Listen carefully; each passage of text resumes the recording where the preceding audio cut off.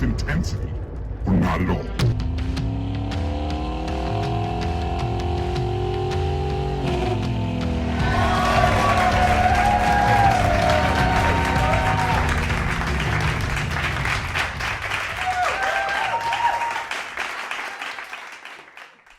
I don't use that enough. Welcome to the Intensity Podcast. I'm your host, Hans the Hammer Hartleben, and we have Payal Patel. You might remember her from a little earlier, a few weeks ago. She's got unfinished business. And get used to her. She's going to be a reoccurring character, if you will, on this show. Because she works here at Intensity Studios, and she's got a lot to say. Welcome back. Thank you.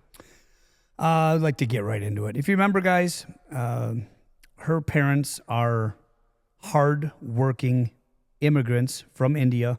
She's been involved in family business for as long as you can remember, I think. Yeah. Since you were born. Since I was born. You were literally born into business. Yes. So we like your insight. Remember, this show is about go-getters of any walks of life. And we're here with Pi today. Lot going on for you. Okay. Oh, you always have a lot going on. Tons going on, but maybe more than even tons lately. And I was just thinking that, our brains we kind of talk about this sometimes, kind of like computers. When you put a lot of storage, or that gets kind of close to the capability of storage, disk is almost full. Yep. Our brains are similar. Mm-hmm. You only have so much capacity at one time. What do you all have going on? Gosh. So just recently sold a business, which, we talked about a little bit last time, which sold, parts of another business too, and proceeding with two of our current businesses. We've got the franchise side, we've got the supplement side, Rehab Subslab, just trying to expand, thinking about the future. I've just been looking at myself a lot more lately of what do I really want? What does it look like short term for the company? How do we expand? How do we grow? How does everybody grow with us? There's been a lot of thoughts with all of that lately. I've freed up a little bit of hard drive space, like you're saying, by selling, the salon business and parts of our gym business, and just freeing up that hard drive to now think and be a little more creative lately has been really nice. But I haven't had these thoughts. I feel like I'm almost like 25 or 20 again, where I'm feeling eager to, grow and do all the things. I haven't felt that for a while. It hasn't been ignited. I have felt really monotonous and really like a hamster on a wheel for years, actually, I realized. You had actually too much on your plate. Yeah, I had too much on my plate for years. I thought I could do it all, but I was realizing that I was just doing everything mediocrely, if that's a word. But, and I wasn't digging it. It wasn't me. I like to be all in and more focused, and that's what I'm kind of working towards now, is focusing up, delegating, backing away from things that aren't my forte, and giving that to people that staying in your lane. If you had I think we all have a lane. Sometimes we have multiple lanes too, in all honesty. Or just bigger lanes. We are, I still consider, we're still a smaller business, so a lot of us do have multiple lanes, which is no problem, but I do think... A lot of hats, but things do fall into other people's lanes, and just trying to get better at that overall. We talk about running businesses and leadership, how important leadership is. And I had a colleague of mine a couple years ago send me the book, The Multipliers. And I really appreciate that. When people, I get this quite a bit, send podcasts, audibles, books. I've been given a lot of books, and it's a nice gesture. But what I'm finding, this is very strange, I'm finding that the books I receive, and I will read them, they're reiterating the way I already do things. So I'm just wondering if people know that. So if they want to help me, you wouldn't get me a book that I already associate my habits already my habits are already I think real it's- similar. They align. I think they just think of you when they read that book. And It's like, so here, they you gotta- should read that because it's just like what you're saying or how you do things. I think so too. But don't expect me to spend how many hours books are, 10 hours, say. 10 hours is a lot of time on just reiterating and affirming the way you already do something. Yeah. You know what I mean? I'd be more eager to get something that I really, and there's a lot to learn out there. I have a shit ton to learn. And people are sending me all these books to the things that I already do because they think of me. I know. I think that's what it is, though. I think it's all it is they think of you when they read that and they want to send it to you as a. I don't think they're thinking that much into it, like where they're, I agree. hey, I really want you to learn from this book. I think it's more so like, hey, this person said it too. But there's two ways to look at it, I guess. One of the books, The Multipliers, it's definitely, it's like 101 leadership. You need to build other people up, making everyone around you feel smarter.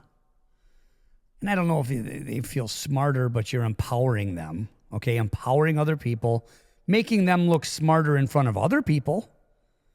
Okay, like we spend a lot of time doing that. And it's not false, it's real. It's just empowerment, look at them. Because we put people in these positions, okay, as a director, let's just say, we have to let other people know how important and how educated, how knowledgeable, how professional, and what they have to bring to the table. So you go around doing that, and that's what makes sense. Where it breaks down is if somebody stops doing that. They go the opposite. You get done powering somebody else up, and they're trying to find a way to make you look stupid. That's where the whole system breaks down, though. But I think these people think that that's going to make them shine even more. You shine the most when you lift other people up. That's not a cliche thing. No, there's no I in team. It just goes back to the cliche thing of that. That's simple. There's no I in team. It takes a team. Everything does. But having each other's back, going back to like the trenches, which I know you have a little insight on. Why do people even say that? Why do people say, I've got your back? What does that mean? Where did that come from? I would assume it comes from in the trenches and the foxholes in the war. Back to Civil War times, World War I, when they used to call it butt buddies. You used to have a butt buddy, okay? And those butts were literally touching. Gun facing south, gun facing north, and you had each other's back, literally, and your butts were touching. So you were in the trenches with your butt buddy. That's what I'm, Yeah. But yeah, a lot of people, you see this, a lot of people want to make other people on their team look stupid and a joke on their expense because they do feel that they'll look smarter, but they do not. They look a bit selfish. And the team doesn't look big then. No, it hurts the team actually ultimately, and it hurts that person ultimately. They just don't see it directly. It indirectly hurt you. It didn't help you. And to be honest, it feels shitty. Oh yeah, you don't want to make somebody feel stupid. No, Nobody likes that. No. People will forget what you said, but never how you made them feel. Right. Act the part, act the role. We're definitely this is nothing new with society. People want more. That's probably the problem right there, is wanting. Deserving, whatever you want to call it. People want more, and that's human nature.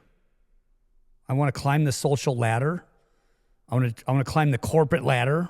I want a nicer car. I want a pool. I want this, whatever that may be. Everyone's different. They're not always material items. Sometimes they're non-tangible things like titles, income, revenue. So you want to be, let's just use six figures because that used to be something that, wow, you had a six-figure job. That was really, you want a six-figure job. My advice is to start by acting like it. Acting like, assume the position, assume the role like you are worthy of the six figures and the title. You are that person. Professionally, you're professional, you're knowledgeable, you're passionate. You can't say on one hand, I want to be this person, this position, this income, and then be stupid when somebody asks you something. You know what I mean? It's like they don't make sense. You got to act it first. Went back to acting, since we're acting. We're talking about acting. Going to auditions. There would be people everywhere in these rooms, and I always tried to separate myself. And I was acting the part I was going for. Like they're all gathering, they're got phones out. You'll see this a lot, auditions. People are exchanging phone numbers and Instagrams. And they're laughing, they're giggling, and I'm fucking paying attention to that door. Who's the director, casting director, producer, everybody, okay, the decision makers. And they don't get it. They realize they're on stage all the time.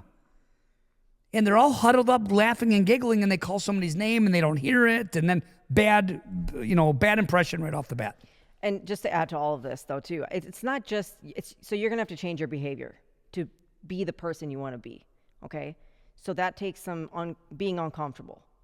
And not a lot of people enjoy being uncomfortable. They're not willing to be uncomfortable. They're not willing to be unseen, because also that comes with doing it 24/7. This isn't, when you want to fill, especially when you're talking six figures and up as far as positions go, you're going to actually have to act that part and be that part 24/7. It's not 5 days a week and then on the weekends you're just going to fuck off, get stupid drunk, say things that don't align with your behavior and your position, and then come back Monday and think that everything's going to be the same. You got to live it. You got to live it. People are going to see you inside and outside. They're going to see all of it, especially this day and age with social media. Someone's going to find out. Whatever it is you did, whatever it is you said, they're going to find out. So you can't want something that, and you know what it takes to be that person. It's not a guessing game. Oh, I didn't know that I had to be like that. I didn't know it was going to take. You know what it's going to take. You're just not either willing to do it, or you're not willing to actually get that uncomfortable. That's also another piece of it. But yeah, I agree. Plays right into that is, how do you know someone's reading a book? Don't worry, they'll tell you. That's me right now, okay, with the slight edge. And he said there's only two types of people when it comes to income. Value-driven people and entitled-driven people. Value-driven is, I'm going to do the work first. I'm going to get it done. I'm going to step forward, put the extra hours in, extra effort, hoping and believing that income will be a byproduct of everything else I'm doing. That's a value-driven human being. Then on the other side of the coin is the entitled-driven human being. They are the ones that said, you need to pay me more. I don't get paid for that. Pay me more up front. Give me the title, give me the pay, everything along with it, the award, and maybe if it's enough, I'll step up and I'll do more. And I thought he was right on with that, because I don't know of another type besides those two. Yeah, me either. I've never come across any other type. When you said that this morning or yesterday, I was like, whoa, I actually cannot think. I try to think, okay, who else? Those are the two categories everybody's in, I swear. I mean, it doesn't matter if you're an employer and you're an employee. There's no middle ground there. What other type would there be? Those are the two. Either do the work or you'd want it. You're either wanting or doing. Right. And you can be doing because you're wanting, but at least you're doing. Does that make sense? I mean, you're doing the work. You're not asking for it. Gosh, I know I mentioned this before, but I just go back to the one instance. I mean, I don't get paid for that. I had a girl actually tell me, I told her, she's a manager and she's supposed to clean the staff room, clean the fridge. Well, I don't get paid for that. I just couldn't believe it. It was actually one of the standout moments where I was like, wow, my jaw kind of dropped and I didn't even have any words for that, because that type of mentality I don't think existed even 10, 15, let's say, years ago. That mentality is so more, it's prevalent everywhere now than it was then, and maybe it comes with the entitlement and that type of, I mean, the generations have changed, but it's very interesting trying to manage people like that. I will say this, though. We talk a lot about, everybody talks about Gen Zers, well, it was millennials, now it's Gen Zers, and they're entitled, they're spoiled brats, they don't work hard. You're not born like that out of the womb. That's not a genetic trait for the most part. So this directly falls on the parents. There's no question about it. Okay? And you saw the video, okay, of, it's like a TikTok of the mom is stressed out. Guys, listen to this. We'll try to put it up on my page, Hans Hartleben Facebook page, all right? Go there, like the page, follow it. But she's like, this day and age, this is how kids are. And she has a banana. And she's like, do you want a banana? Okay, well, how do you want me to peel it? Do you want me to peel it from the end, from the side? Okay, do you want me to peel it down half or just one side? Do you want me to, and she's going through all these different options for the kid, making it sound like her kid is spoiled, rotten brat. Okay? She's the one giving them all the stupid ass options. You got a fucking 2-year-old right here, and you're going to ask them 1,000 questions on how they want the banana? Here's a banana. You peel it and you give it to them. That's what you do. End of story. But did you want that? Are you cold? Do you want to go to that? Did you want a hot dog with this? And that's not good enough. I mean, this is where it's coming from, and she was totally mistaken, in my opinion. I had to fend for myself. I don't know. Nobody was asking me if I wanted a banana. Oh, there's one over there. You just went and got one. Yeah, you just go figure it out. But I will say it's nice to have other kids, though. I grew up with 2 of my cousins and my brother, but having other people around, other kids around. But yeah, parents, I couldn't imagine growing up like that. I wouldn't be half the person I am today. I mean, independency-wise. I am independent also because of that. And a lot of that also is the dependency. The same people that are entitled are also, they're very dependent on their parents or good correlation there. Yeah, they're always, you start to, once you get to know them, you'll realize that a lot of what they do, it's not independently done. It's always relates back to somebody else having to help them or do something or whatever. And they'll bring their parents up. Nothing wrong with it necessarily, but kind of. You're bringing their parents into the conversation. If you talk to these entitled people, enough, the parents will come up in conversation quick. Like, hey, you want to go do this? Yeah, I'm thinking about getting a new vehicle. Yeah, I've been researching this and that, and then they'll keep speaking, and all of a sudden, well, and my mom, there's your mom. There's your mom. Your mom. There's the mom. Mom has to take her to the car dealership. Mom had to go talk to the bank. Mm-hmm. Right? Yep. She didn't go talk to the bank. No. I was 19 years old. I got my first car loan. By myself, walked into a bank, got $2,700. Beautiful Ford Taurus. And I was proud of that. I was nervous. I was nervous as hell. I was uncomfortable. My mom was working. My dad was gone. Uncomfortable, though. I was uncomfortable. I had to get it done or it's not going to happen. Yeah, but you did it, and you felt great. It doesn't matter, though, and it was yours. It was all mine. Nobody else on that title. It's a great feeling. But I don't think they care. I don't think they care if their mommy or daddy's on the title. I don't think there's that pride. That's the word, though. Sense of pride. Can you teach that? Teach pride? No. They have to experience it. You have to experience a state of pride. You have to also experience a state of embarrassment to change. People talk about, it's truly a humbling experience. I got this award. That's not the definition of humble. Okay? Winning is not humbling. We're trying to change history here and change dialogue. Can't change the dictionary. They actually do. We won't get into that. Okay, yeah. But humble means getting your ass kicked, realizing you weren't shit. When I went on that game show audition for LeBron James as the producer, the $1 Million Mile, all those fitness people, and then me, and got my ass kicked, couldn't breathe, and they're all rooting for me. Like, I won't say it, but I mean, like, it was bad. And that was a humbling experience for me, being that out of place fitness wise. My cardio was terrible. I thought I trained. I did some sprints. That was it. It was, This I should mean, be easy. you weren't terrible, but I mean, next to all these other people, it was. Yeah. And then I just realized I was okay with it. They wanted the funny guy. I was there to be the entertainer. Hey, you made some good friends and connections, though. You weren't. I mean, you still talk to the one guy in Texas.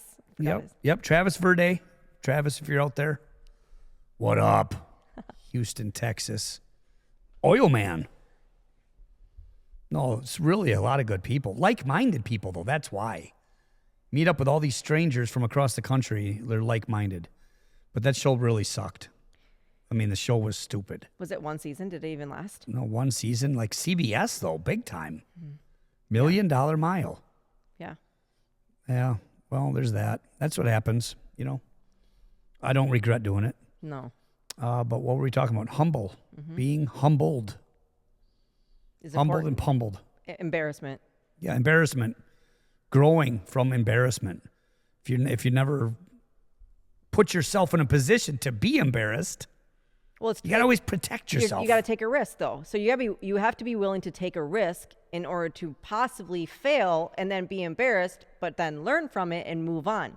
I think a lot of times people will take a moment like that, though, and just beat up on themselves and just think, I'm the worst. I suck. I'm not in great shape like everybody else. Well, what are you going to fucking do about it? Like, you're going to just sit in a hole, or are you going to do something about it?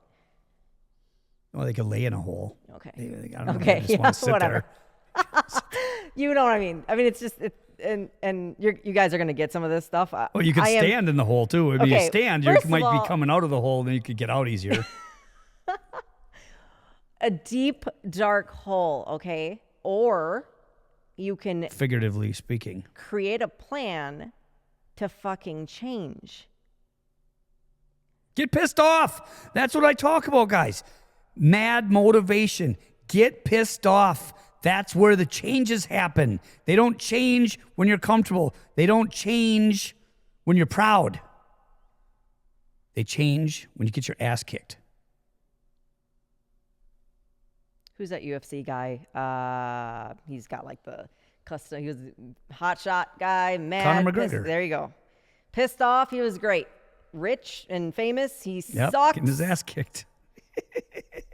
But right? I mean, Yes, there's he had just, something to there's, fight for. He had to win. He had to win. That's the thing.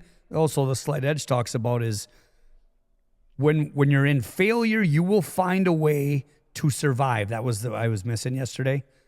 Failure, then there's survival. So your head is just above water. You're surviving, but you're not successful.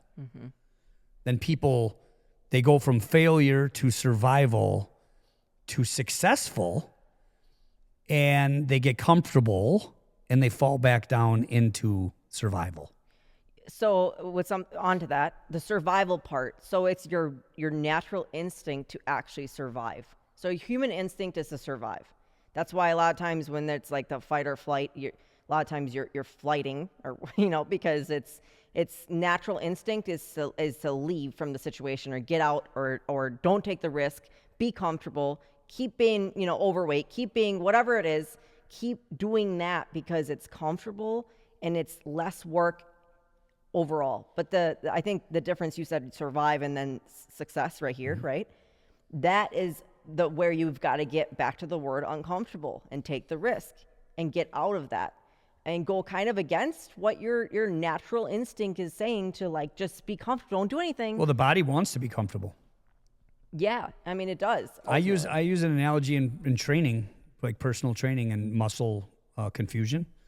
But like my dad's a builder, he's always building something. And as a kid, I had to hold walls up for him. I had to hold this up. And you start with both hands. He went over to get some tools. You start holding the wall with both hands. And it's heavy in your heart, and you get tired. He's still not coming back.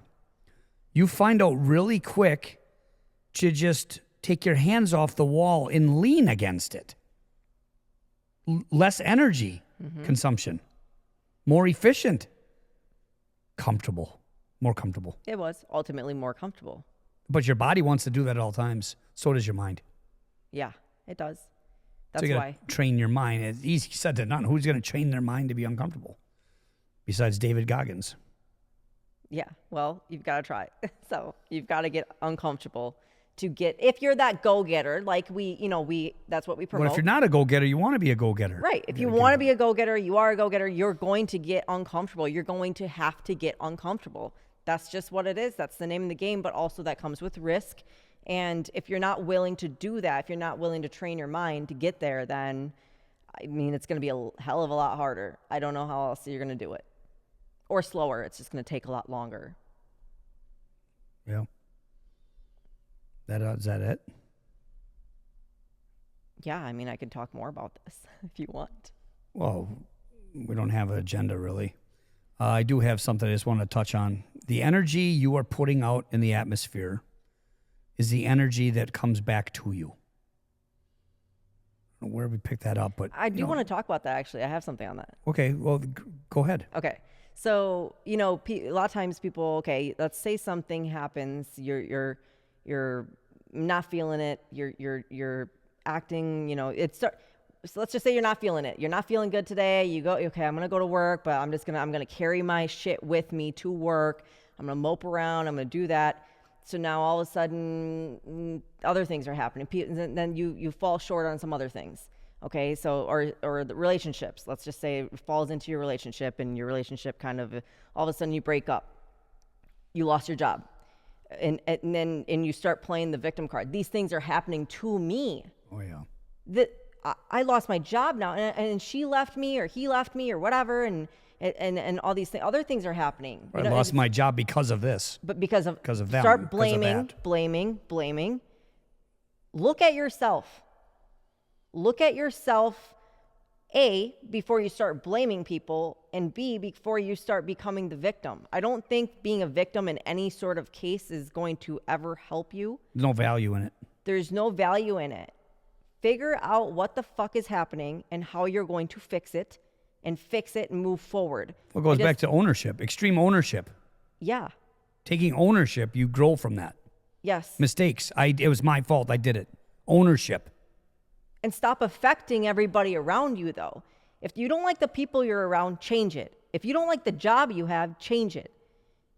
Do something about it. Don't start affecting and poisoning, essentially, everything around you. Because what happens is those things aren't happening to you. You're doing that to those things around you.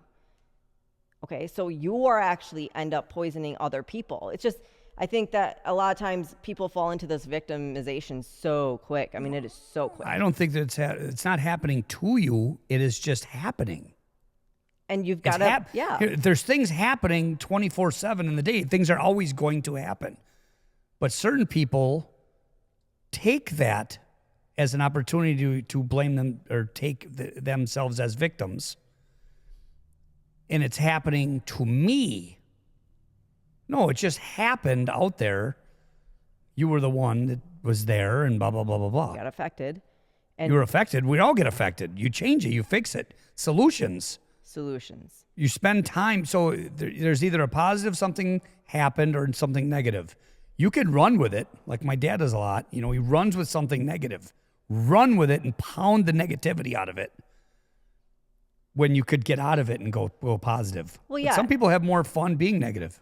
And that there are people like that. You can probably think of one or two people right off the bat. I mean, you're like, oh, yeah, this person. Well, and negativity is very contagious also. Yes. People feel obligated. If you're by a negative person, and they will bring out negativity in you a lot of times because you feel compelled to jump on their boat.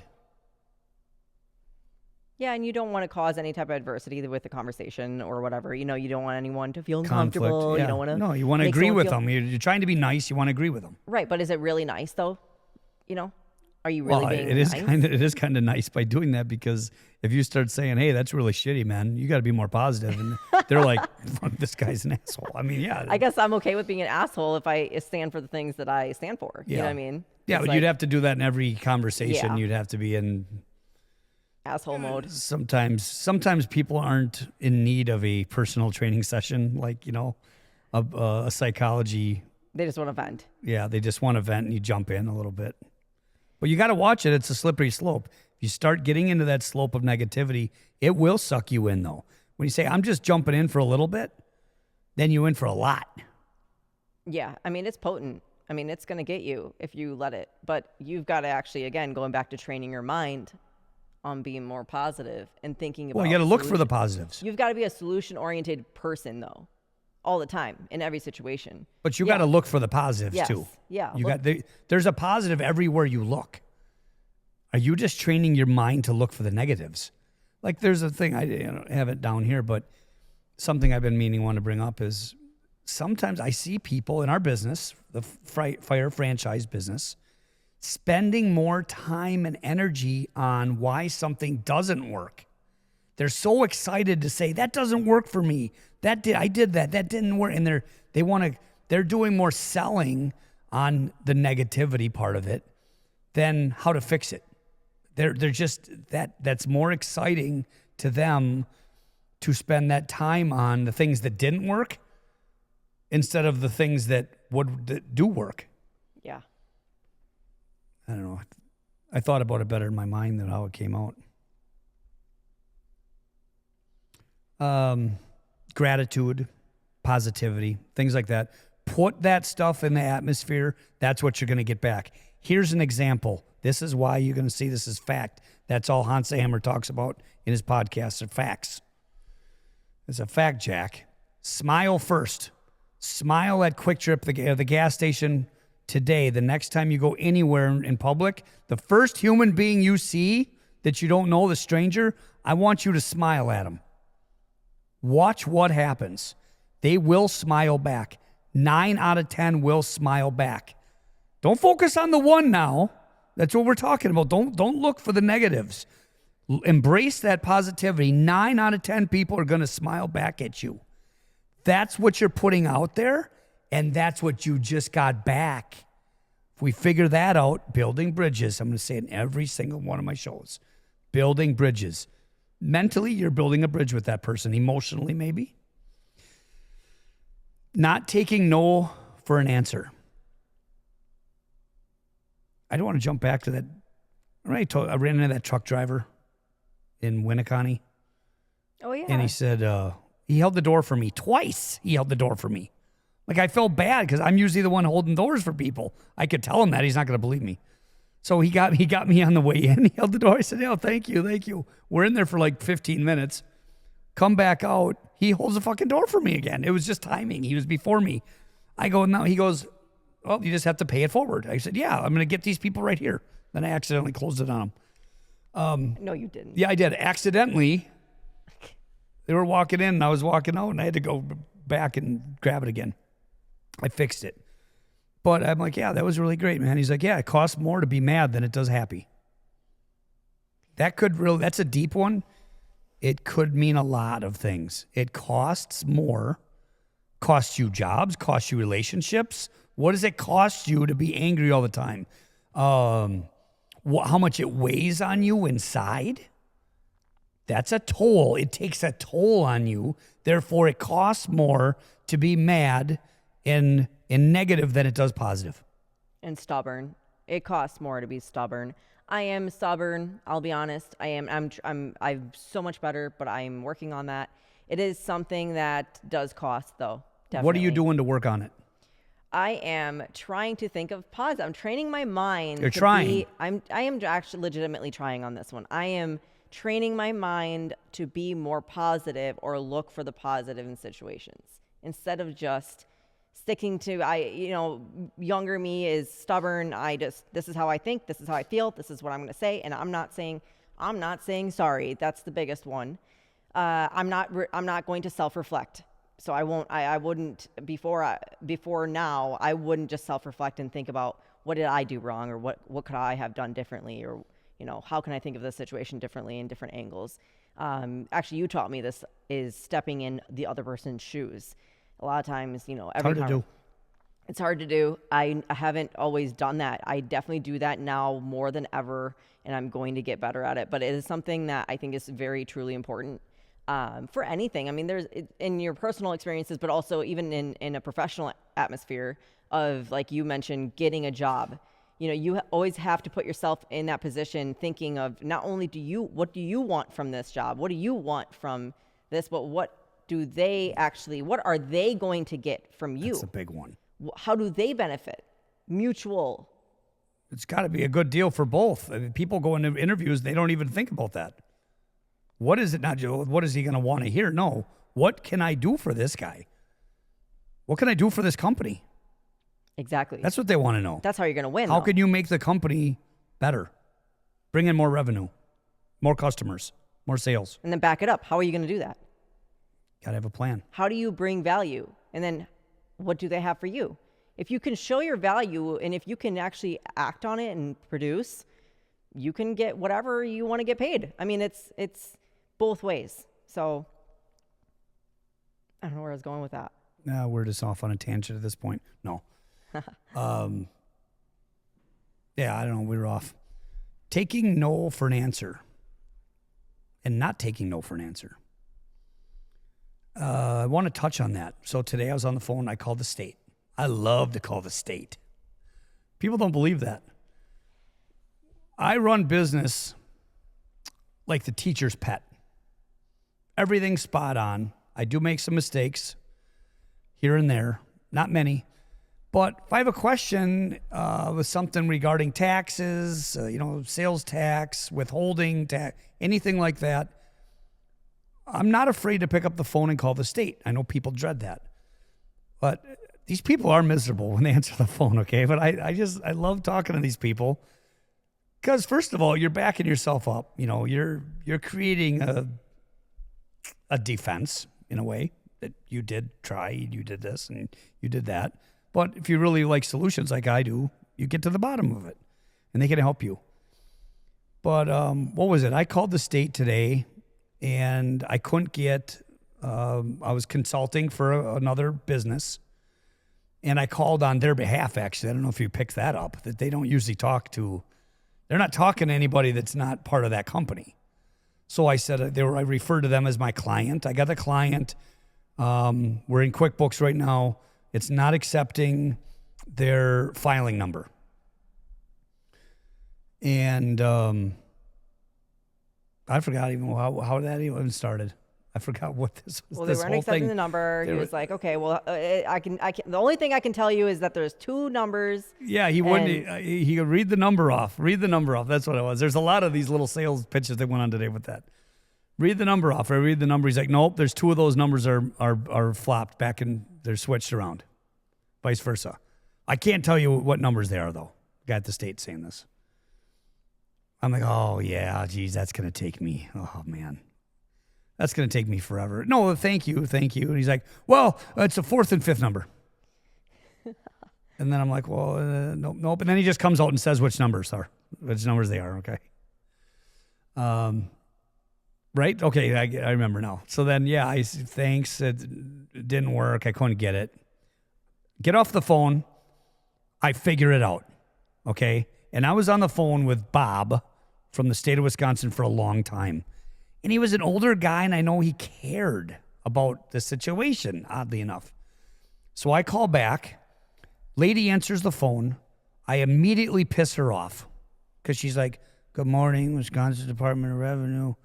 I go, are you in the same time zone as me? I'm in Plover, and I'm calling Madison.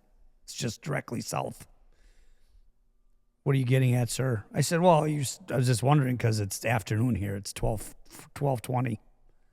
Not happy. Anyways, I go, hey, can I talk to Bob? No. She goes, no, there's 500 employees here, sir. You can't. I go, oh. So she said no, basically, right? No. Yeah, she said no. I go, oh, you witnessed this call. Mm-hmm. Oh, that's too bad. Gosh, I really want to talk to Bob. He was really helping me out a lot, and I think he'd want to hear about this. You always got to pause. Whoever talks first loses. Well, I could maybe see. What's the name of the company? And I say the company. She finds Bob. I could tell in the directory. And in the logs, I mean, she knows that you should look it up and see who you talked to last. Yeah, your name. Yep. Okay, I'll see if you can take a call. Okay, oh, thank you. She like types it into Bob, a little direct chat message, Nope, he's not taking any calls. He's not interested in it, basically. I go, okay, great. Hey, I really do appreciate it. I really appreciate what Bob did for me today. I kept pushing. I wasn't pushy. See what I'm saying? So my point is, and I'll get to that, but before she said no, I was already on it. I'm already on the gas pedal in a different direction. I didn't wait for her to say no. She's like, well, and I said, yeah, he would really help me. And she goes, all right, let me try him again. All of a sudden, she goes, yeah, Bob will take your call. So before she didn't even know who Bob was, there's no way of getting a hold of him. In a million years, they got 1,000 different Bobs. He didn't want to talk to me. No. All of a sudden, now I'm getting patched through to Bob. It's just the whole point of not taking no for an answer. But people get this confused with being pushy. If I say, no, man, I'm not interested. I hate it. Shut up and leave me alone. Like, just go away. That's not what I'm talking about. I hope everybody sees the difference and you enjoyed my story of the state of Wisconsin. I think they did. I think they enjoyed it. But it is true. And then I told you that is also a trait of, I think, that's a trait of an entrepreneur. Yeah, you did say that. Truly. Somebody that doesn't give up and finds other ways to make it happen. Because there are so many instances that I could probably, think of here, as far as if either of us ever gave up or just took the answer that someone gave us, or, okay, nope, we can't do it like that because it says here they can't do it, or they said no, or they said, then we would be years behind, because there are so many times that there's so many no's in a day. I mean, yeah, there are so many no's in a day, and there are so many like, oh, you can't do it that way, or you can't park there, or you can't, whatever it is. Okay. That's, yep. I am rebellious in so many ways like that, though. It is, I mean, like, I'm not rebellious to the point where I'm getting arrested, but I am rebellious. Like, oh yeah, my mind goes there. You usually get it. I mean, you're way over than I am. I don't even think that out of the box. You're like, no, we'll get this, we'll do that, and she'll go back in. She goes back in, she gets it. You just have to be willing. I mean, you have to be willing to sell, though. Going back to this, all you did in that entire... And selling with passion, though. You're not selling like, no hot shot sales pitch. There's different ways. There's no pitch. I'm not talking about some pushy shoe person. No, there's some person. There's shoe salesmen are so annoying at Trade Home. Yeah, they are. I hate it. Trade Home. I just want to buy the shoes. Yeah, it's Trade Home specifically. Oh yeah. Oh, that's right. That's been a long time since I've been in there. They're tight. They commission, high commission breath. Well, yeah, you can tell.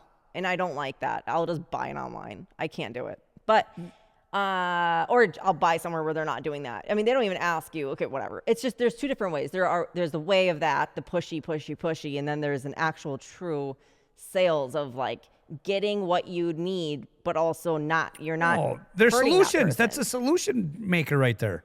And most people want to help other people.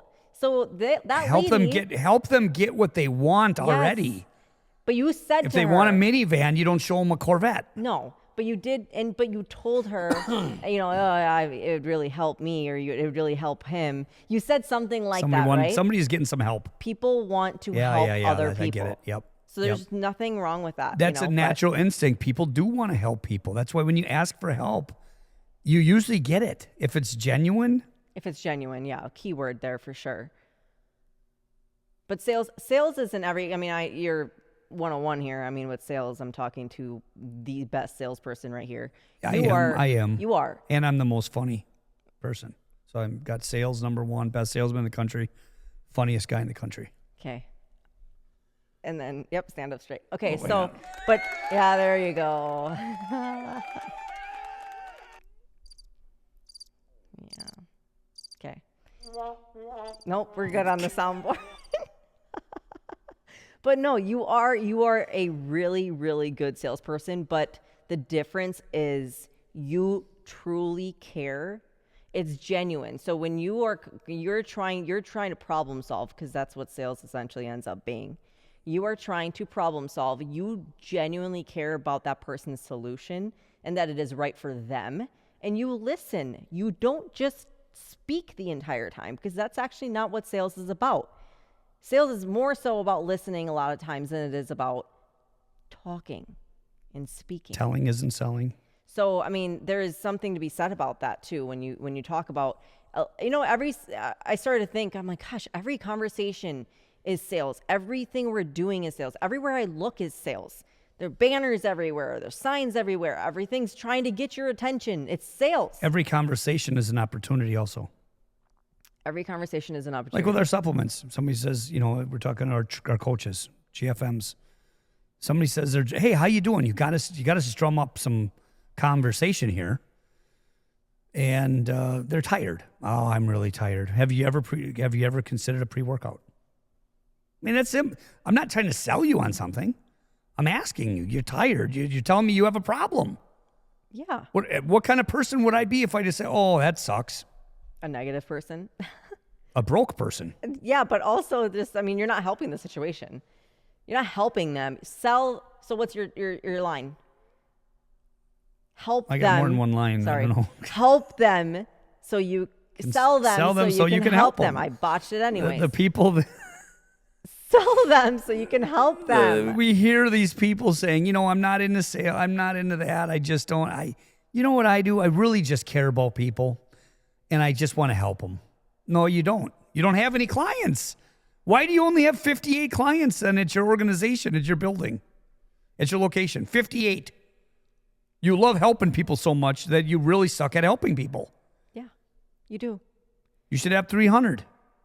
I mean, it's just, I wanted to say I had a tear in my eye kind of when you were saying how good I was at sales and you were bragging about me. Because I don't hear this much, guys. But I had a tear on this opposite side. The opposite side, the side they didn't see. Okay. They're listening to a podcast. Of course, they didn't see the tear. Wow. Wow. No, but really, I've learned a lot from you in sales. I mean, watching you grow all of our businesses and all the positions and hearing about everything you've done before I even knew you. I mean, it's impressive, but also it's also the reason why we've grown so much in all the businesses and all the, adventures we've taken now. So, for anybody that, sales gets a bad rap though, about, sales is bad, sales. I don't like salesy people. I hear that sometimes, and I disagree. It's everywhere. If you don't learn how to sell, you are not going to make a lot of fucking money, but you're also not going to help a lot of people. Well, you write a book. End of story. You're a literary genius. You write a masterpiece. Your book sits there on the shelf and no one buys it. Who'd you help? Nobody. It could be the best book in the world. I don't know. Nobody knows.